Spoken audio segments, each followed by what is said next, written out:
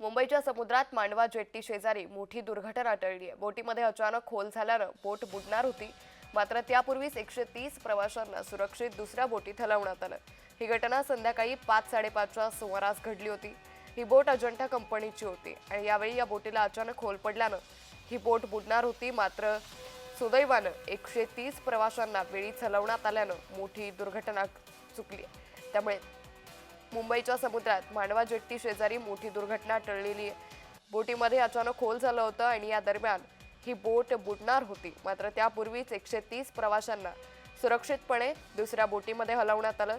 त्यामुळे मोठी दुर्घटना टळल्याचं काल पाहायला मिळालंय। काल ही घटना सायंकाळी 5:30च्या सुमारास घडली, तर ही बोट अजंठा कंपनीची असल्याची माहिती देखील सध्या समोर येते।